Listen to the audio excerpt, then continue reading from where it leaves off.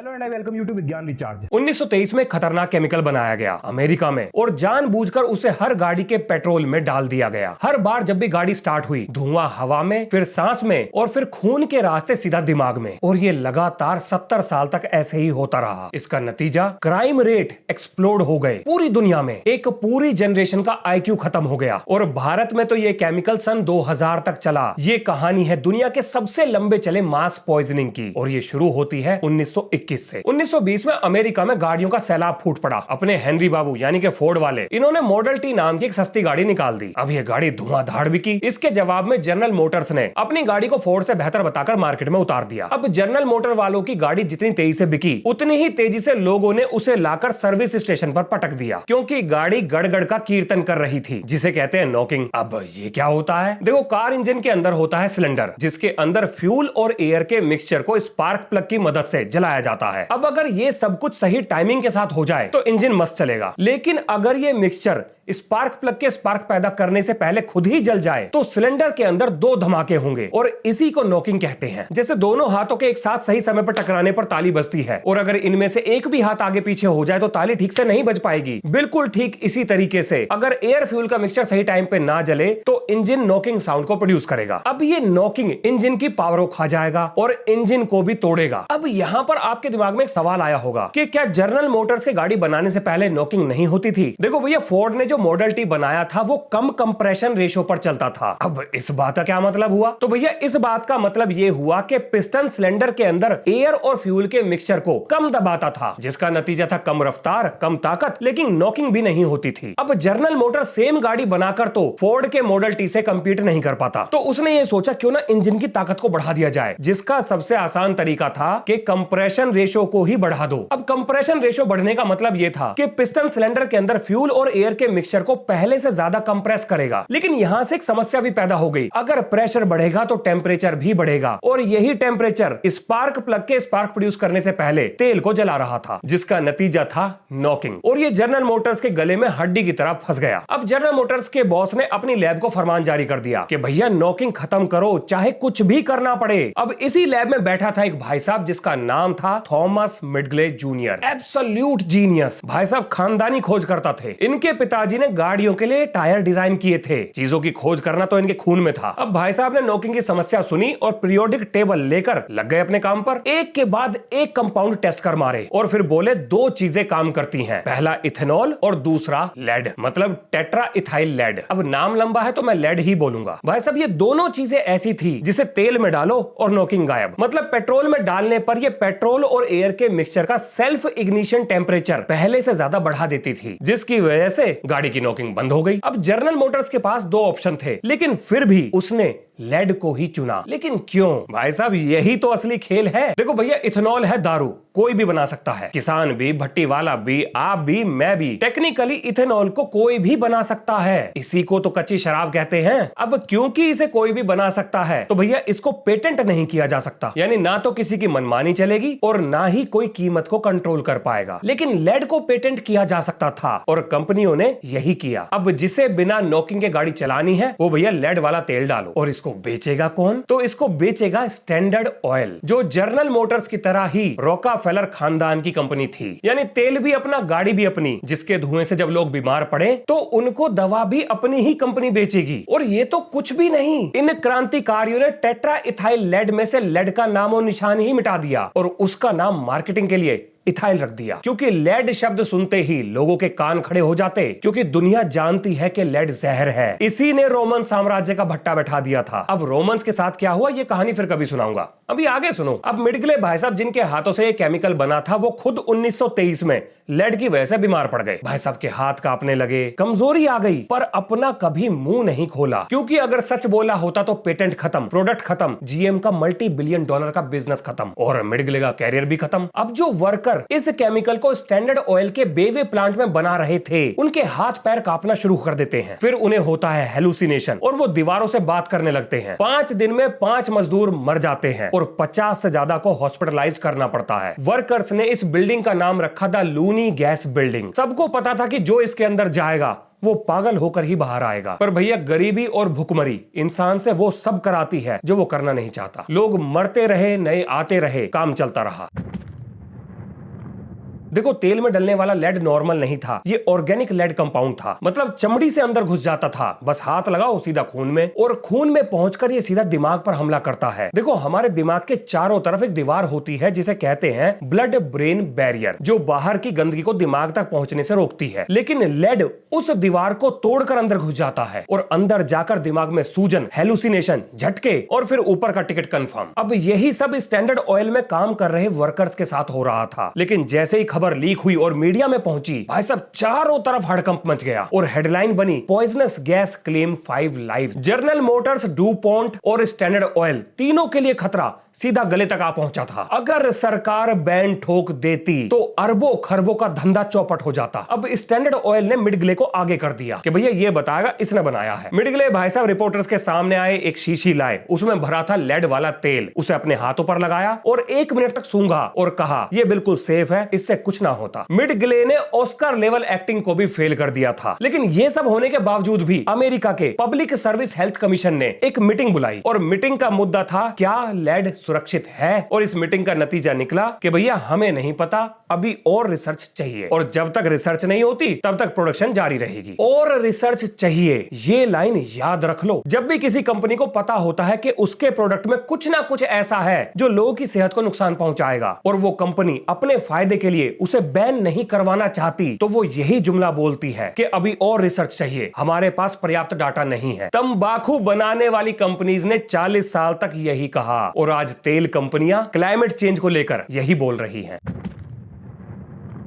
Industry ने पैसा खर्च करके रिसर्चर्स खरीदे, रिसर्च पब्लिश करवाई, की हो थ्योरी पब्लिश करवा दी, जिसमें लिखा था कि भैया लेड तो नेचर से मिलता है, ये नेचुरल है, एनवायरनमेंट में मौजूद है और इंसान इसको सहने के लिए इवॉल्व हो चुके हैं, ये किसी को कोई नुकसान नहीं पहुंचाता। 30 साल तक इथाइल कॉर्पोरेशन ने विरोध की हर आवाज को कुचल दिया, यूनिवर्सिटीज की फंडिंग रोक दी, इंडिविजुअल रिसर्च पेपर्स को पब्लिश नहीं होने दिया और विरोध करने वालों की पर्सनल लाइफ को पब्लिक करके उनके चरित्र की धज्जियां उड़ा दी। 40 साल तक एक भी मेजर इंडिपेंडेंट रिसर्च पब्लिश नहीं हो पाई। लेकिन फिर आया अपनी कहानी का असली hero, Claire Cameron Patterson, real iron man. इन भाई साहब को कोई मतलब ना था दुनियादारी से। इन्हें तो 1948 में एक सिंपल सा काम मिला था कि भैया जाओ और धरती की उम्र का पता लगाओ कि हमारी धरती को बने हुए कितने साल हो गए हैं। अब पैटरसन क्योंकि मैनहट्टन प्रोजेक्ट पर काम कर चुका था, तो इन्होंने वहीं से रेडियो एक्टिव आइसोटोप्स और डिके रेट के बारे में सीखा और समझा था। और डिके रेट्स का मतलब होता है कि कोई चीज कितनी धीमी या तेज रफ्तार पर खत्म हो रही है। मतलब डिके रेट की मदद से हम किसी भी चीज की उम्र का पता लगा सकते हैं और इसी को हम कहते हैं डेटिंग। अब पैटरसन ने धरती की उम्र को पता लगाने के लिए यूरेनियम लेड डेटिंग को चुना। अब क्योंकि यूरेनियम डिके होकर लेड बनता है, एक फिक्स रेट पर बनता है, तो बस पत्थरों में इसके रेट को मेजर करो, बैक कैलकुलेट करो और धरती की उम्र निकल आएगी। अब पैटरसन बाबू जब ये सारा हिसाब किताब जोड़ रहे थे तो एक समस्या उनके सामने आ गई। भाई साहब हर नाप तोल में लेड के लेवल सामान्य से ज्यादा थे। मतलब इक्विपमेंट सही, टेक्निक सही, लेकिन फिर भी लेड हर बार ज्यादा निकल रहा था। भाई साहब का माथा घूम गया और भाई साहब ने दुनिया का पहला अल्ट्रा क्लीन लेबोरेटरी बनाया कैलटेक में। हर सरफेस सील्ड और एसिड से धुली हुई थी। भाई साहब को महीने लग गए मेजरमेंट करने के लिए, लेकिन रिजल्ट निकाल कर दे दिया। और फिर 1956 में उन्होंने ये बताया कि भैया धरती की उम्र है 4.55 बिलियन ईयर और ये नंबर आज भी एक्सेप्टेड है, हम इसी को स्टैंडर्ड मानते हैं। लेकिन ये सब करने के बाद भी पैटरसन के दिमाग में एक सवाल कीर्तन कर रहा था। भाई बार बार ये सोच रहा था कि आखिर लेड, इतना सारा लेड आया कहां से? मतलब ये सब नेचुरल तो नहीं हो सकता। अब भाई पहुंच गया सीधा ग्रीनलैंड, मतलब वही ग्रीनलैंड जिसे आजकल ट्रंप कब जाने के चक्कर में है। अब भाई ने हजारों साल पुराने बर्फ के टुकड़े निकलवाए, हर टुकड़े के अंदर उस जमाने की हवा कैद थी। ये बिल्कुल ऐसे था जैसे जमीन अपनी डायरी खुद लिख रही हो। अब इसके बाद पैटरसन बाबू ने लेयर बाय लेयर हर साल का लेड लेवल निकाला, जिसमें 2500 साल पहले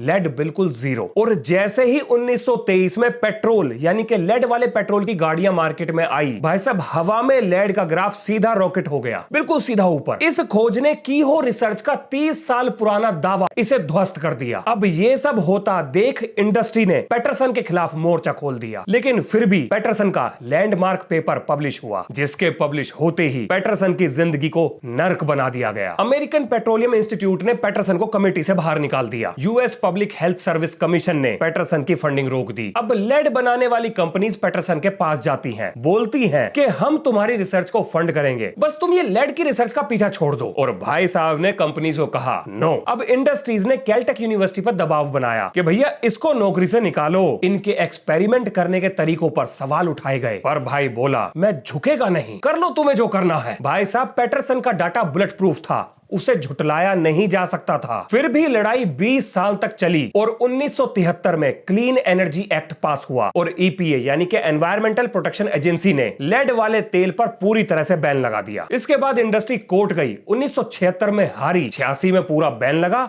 और 96 तक यानी कि 1996 तक ये बैन पूरे देश में रोल आउट हो गया। भाई साहब कहानी अभी खत्म नहीं हुई। आपको लग रहा होगा अपना हीरो जीत गया, नहीं, जीत अभी भी इंडस्ट्री की हुई। जीता बिजनेस और पैसे कमाने का लालच। कैसे, ये सुनो। देखो इंसानों की बिगड़ती हुई सेहत 50 साल में भी लेड वाले तेल को बैन नहीं करा पाई, लेकिन 1975 में अमेरिकन गाड़ियों में कैटालिटिक कन्वर्टर आ गए। ये मैंडेटरी थे। इनका काम होता है गाड़ियों से निकलने वाले धुएं को फिल्टर करना। अब लेड वाला पेट्रोल कैटालिटिक कन्वर्टर को पॉइजन कर देता था, यानी कन्वर्टर खराब हो जाता था और इसको बदलवाना बहुत महंगा था। अब ना बदलवाए तो पॉल्यूशन टेस्ट में फेल, और टेस्ट में फेल होने का मतलब था कि गाड़ी चलाने का लाइसेंस रद्द। अब इन सारे सर्कमस्टांसेस में गाड़ियों की सेल धड़ाधड़ नीचे आने लगी। अब कंपनीज को यह बात समझ में आ गई कि भैया अगर सेल को बचाना है तो लेड को मार्केट से निकालो। और अब मैं इस वीडियो की सबसे ज्यादा काम की जानकारी को आपको देने वाला हूं, तो बहुत ध्यान से सुनना। जरा ये समझो कि लेड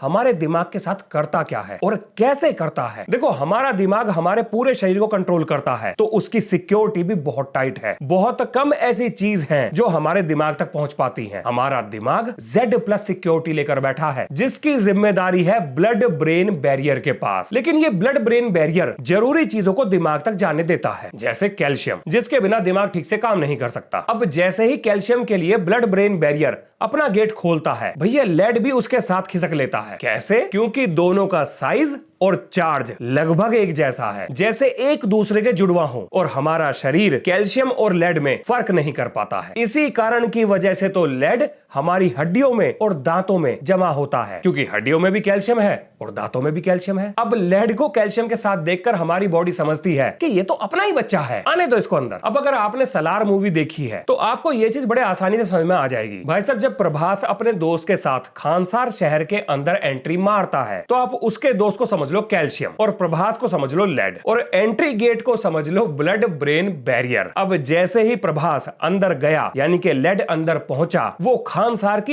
ईंट से ईंट बजा देता है। लेड भी दिमाग के साथ यही काम करता है। अब लेड दिमाग रूपी शहर के अंदर सबसे पहले सीखने, समझने, सोचने की क्षमता को धीमा कर देता है। भाई साहब हमारे दिमाग में एक न्यूरॉन से दूसरे न्यूरॉन तक सिग्नल के लिए नर्व फाइबर रूपी तार है, और जैसे बिजली के तार के ऊपर पीवीसी कोटिंग होती है, वैसे ही नर्व फाइबर के ऊपर भी एक कोटिंग है। लेड उसे छील देता है, जिसके बाद आप चाहे जितनी भी कोशिश कर लो याद करने की, कुछ याद आएगा ही ना। अब हमारे दिमाग में एक मैनेजर भी होता है, जिसे हम प्री फ्रंटल कॉर्टेक्स कहते हैं, जिसे बायोलॉजी वाले अच्छे से समझते होंगे। अब इसका काम है डिसीजन मेकिंग। अब ये डिसीजन मेकिंग, प्लानिंग, गुस्सा कंट्रोल, सही और गलत में फर्क, किसी काम को करने का क्या नतीजा होगा, ये सब सोचना, इमोशन पे कंट्रोल करना। मतलब किसी की मैयत में गए हैं तो दांत दिखाकर नहीं हंसना है, और अगर किसी की खुशी में गए हैं तो छाती पीट पीट कर नहीं रोना है। इन सभी हरकतों को काबू में रखने का काम इसी मैनेजर का है। अब लेड इस मैनेजर की ऐसी धुनाई करता है कि ये अपना काम ही भूल जाता है, और उसके बाद इंसान कुछ भी कर सकता है। और सबसे ज्यादा डरा देने वाली बात यह है कि लेड के नुकसान को पलटा नहीं जा सकता। ना कोई दवा,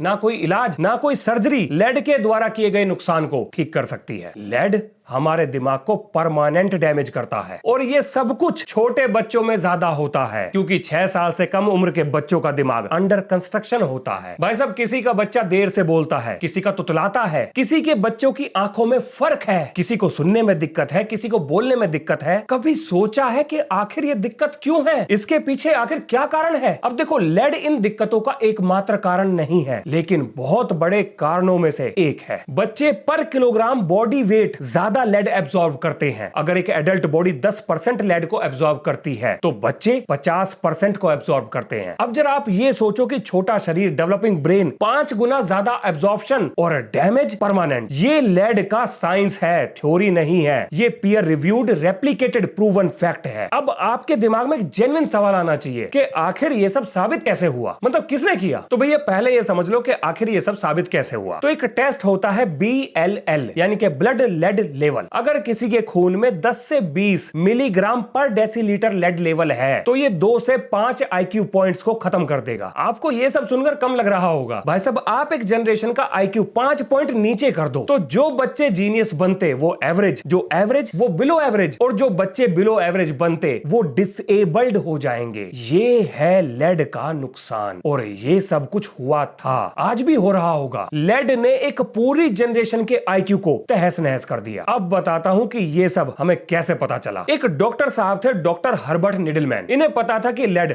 हड्डियों में और दांतों में जाकर जमा होता है। अब क्योंकि बच्चों पर लेड का सबसे ज्यादा असर होता है तो इन्होंने 2000 बच्चों के दूध के दांतों को इकट्ठा किया। हर एक बच्चे का नाम, पता और उसके रिकॉर्ड को डायरी में लिखा। अब क्योंकि बच्चों का ब्रेन लगभग 5-6 साल की उम्र में 95% डेवलप हो चुका होता है और इसी उम्र तक उनके दूध के दांत गिरते हैं, तो दिमाग में कितना डैमेज हुआ होगा इसका बढ़िया आइडिया लग सकता था। इसी को आधार बनाकर इन्होंने ये एक्सपेरिमेंट किया। अब अपनी रिपोर्ट तैयार करने के बाद ये हर बच्चे के स्कूल गए, फिर बच्चों को पढ़ाने वाले हर टीचर से बात करी, मतलब बच्चे की attention, behaviour, language, motor skill और परफॉर्मेंस का डाटा स्कूल से लिया। और जब ये डाटा खून में मौजूद लेड से मिलाया गया तो भाई साहब सबके होश उड़ गए। हाई कॉन्सेंट्रेशन लेड वाले बच्चों का IQ 4-5 पॉइंट नीचे था। वो कॉन्सेंट्रेट नहीं कर पा रहे थे, उनकी राइटिंग गंदी थी, चीजें देर से समझ में आती थी, जल्दी भूलते थे और औरों से अलग दिखते थे। निडलमैन ने यह साबित कर दिया कि लेड बच्चों के दिमाग को धीरे धीरे नष्ट कर रहा है। भाई साहब, सबको एक स्लो बच्चा दिख रहा था जिसको टीचर बोल रही थी कि ये मेहनत नहीं करता, पेरेंट्स बोल रहे थे कि इसका मन पढ़ाई में नहीं लगता, और किसी को पता ही नहीं था कि समस्या बच्चे में नहीं, उसकी नसों में बहने वाले खून में थी, उस हवा में थी जिस हवा में वो सांस ले रहा था। अब इतनी मेहनत करके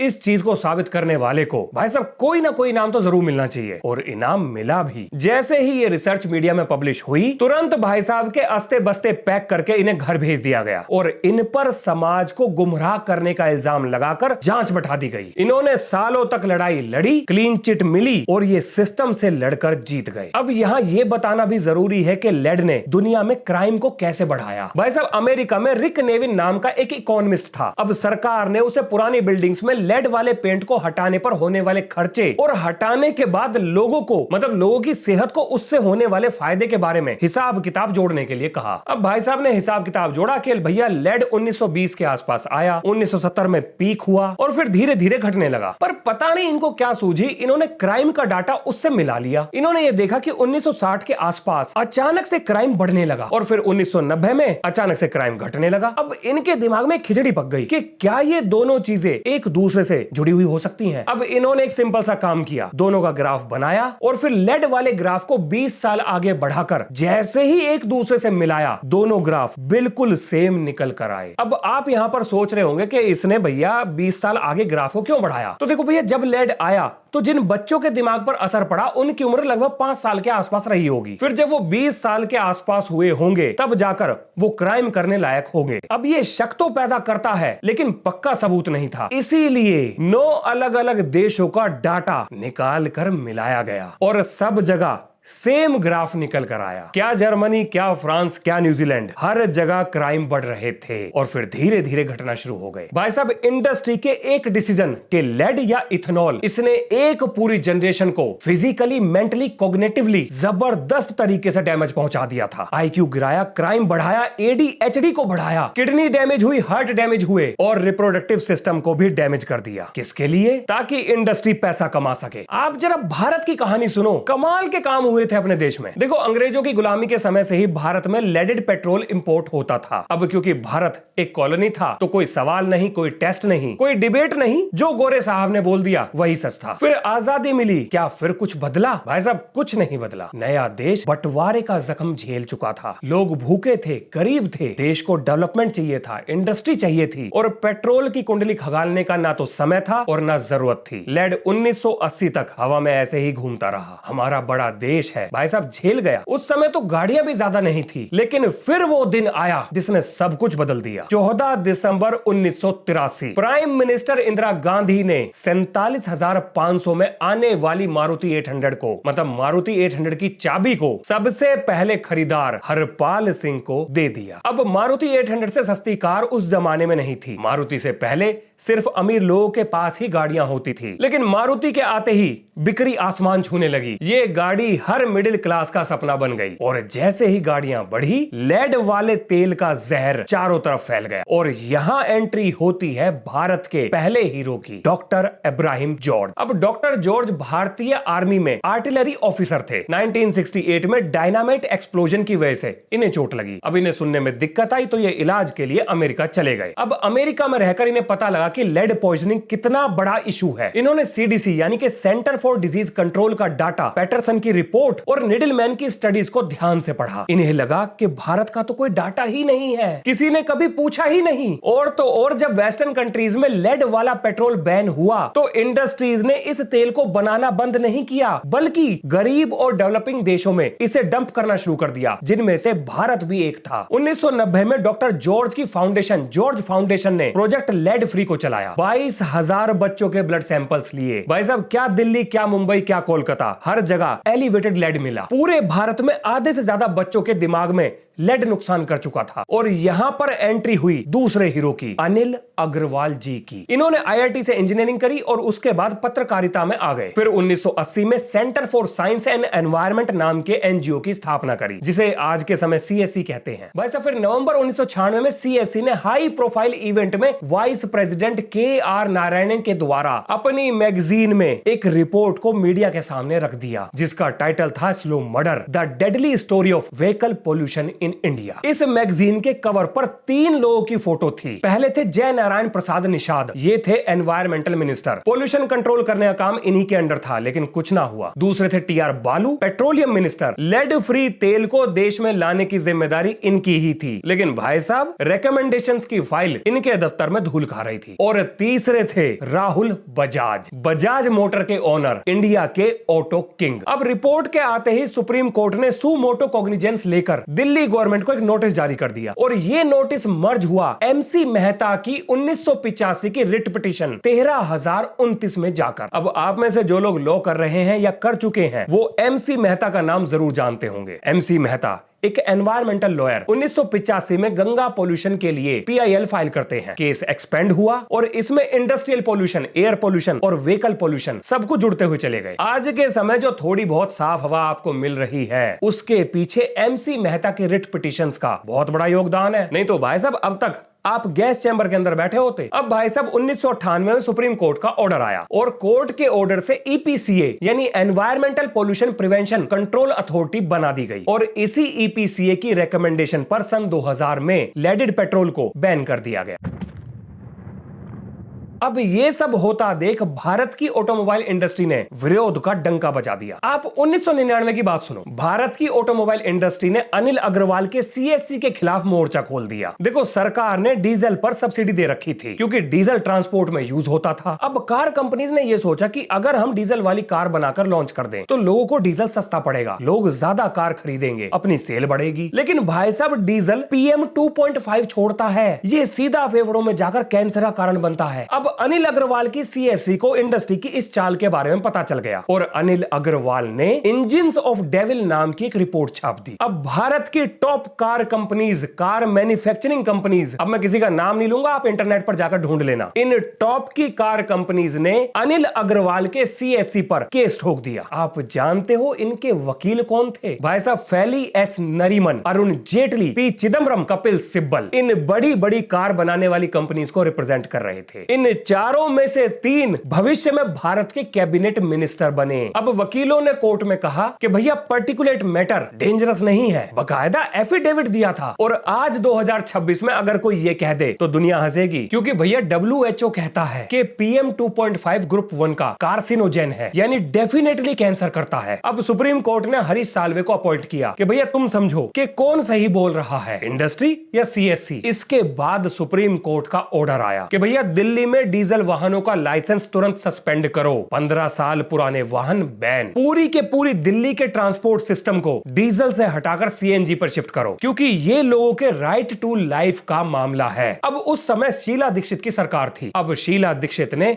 कोर्ट के ऑर्डर को मानने से मना कर दिया और कहा कि मैं कंटेम्प्ट ऑफ कोर्ट झेलने को तैयार हूं, पर कोर्ट का ऑर्डर नहीं माना जाएगा। फिर 2001 में सुप्रीम कोर्ट ने कंटेम्प्ट ऑफ कोर्ट की प्रोसीडिंग शुरू करी। तब जाकर मजबूरी में दिल्ली सरकार ने अपने ट्रांसपोर्ट सिस्टम को डीजल से सीएनजी पर शिफ्ट करना शुरू किया। भैया इसके बाद सबको यह लगा कि सब कुछ ठीक हो गया, लेकिन 2019 से 20 में एक स्टडी हुई जिसमें 10 शहरों में 2247 बच्चों के टेस्ट हुए और सब में फिर से एलिवेटेड लेड लेवल्स पाए गए। मतलब बैन के 20 साल बाद बच्चों के शरीर में लेड कहां से आ गया? अगर लेड वाला पेट्रोल मार्केट में नहीं है तो लेड कहां से आ रहा था? आओ बताता हूं सारी चीजें एक एक करके। भाई साहब, आपके घर का पेंट अमेरिका ने 1978 में लेड वाले पेंट को अपने देश में बैन कर दिया और भारत में आज भी पूरी तरह से बैन नहीं है। भाई साहब, 2019 में एक स्टिंग हुआ था। पता चला कि कुछ कंपनियां हल्दी के अंदर लेड क्रोमेट डाल रही हैं ताकि हल्दी का रंग गाढ़ा आए। देखो, हल्दी बनाने के प्रोसेस में कई बार हल्दी का रंग फीका हो जाता है, तो हल्दी के रंग को बढ़ाने के लिए कंपनियां लेड क्रोमेट का इस्तेमाल करने लगी। आप 2015 में मैगी का केस याद करो। भाई साहब, यूपी के बाराबंकी में मैगी के सैंपल टेस्ट में फेल हो गए थे। फिर पूरे देश में मैगी पर बैन लगा और अगस्त में दोबारा टेस्ट हुआ और उसके बाद बैन हट गया। क्या कंपनी को यह नहीं पता था कि उनके सामान में क्या चीज है? भाई साहब, आपके काजल में, खिलौनों में, बैटरीज में, कॉस्मेटिक आइटम्स में हर जगह लेड मौजूद है। भारत में आज भी लेड वाली बैटरीज को नंगे हाथों से तोड़कर लेड रिसाइकल किया जाता है, जबकि लेड को कंट्रोल एनवायरनमेंट में प्रोटेक्टिव इक्विपमेंट के साथ सही गाइडलाइंस को फॉलो करते हुए रिसाइकल होना चाहिए। भाई साहब, सिंदूर हो गया, काजल हो गया, लिपस्टिक हो गया, बड़ी बड़ी कंपनीज के ब्रांड में भी लेड मिला है। अब लगाओ बच्चों को काजल कि कहीं उसे किसी की नजर ना लग जाए।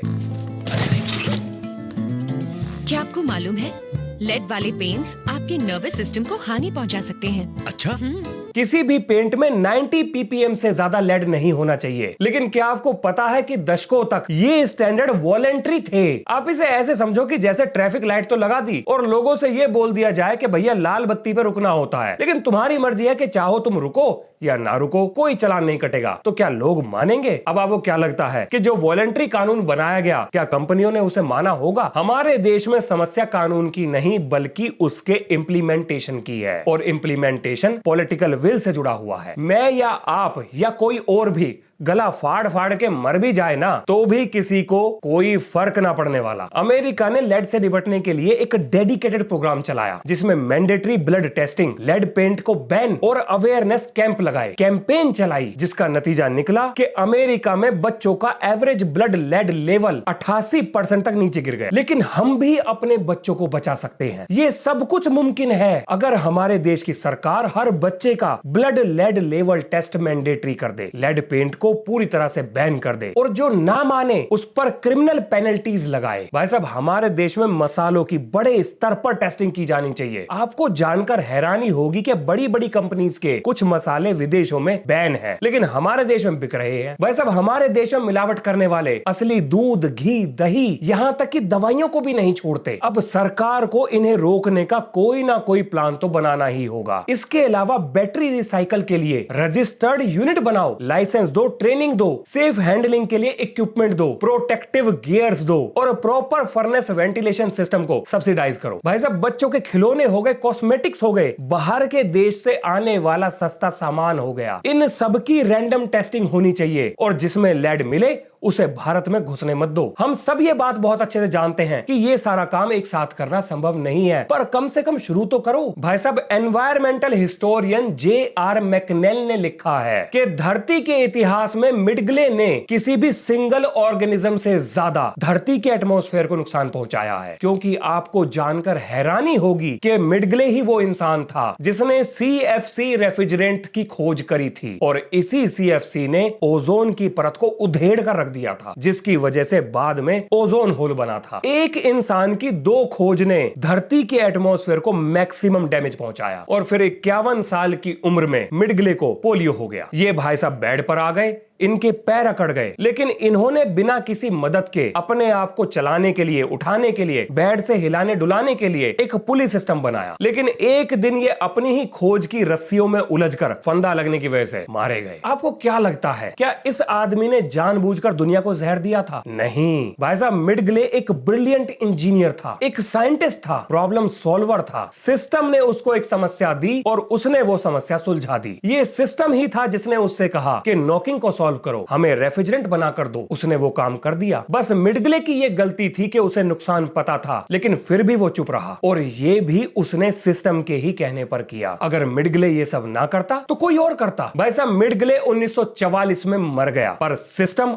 आज भी जिंदा है। अब आपसे मेरी एक ही विनती है कि जागरूक बनिए, अपने प्यारे देश को और देश की आने वाली नस्लों को बचाने के लिए आपसे जो कुछ भी हो सकता है उसे करने का प्रयास करें। तो इसी नोट के संग ये है इस वीडियो का अंत। मिलते हैं नेक्स्ट वीडियो में। जय हिंद, जय भारत।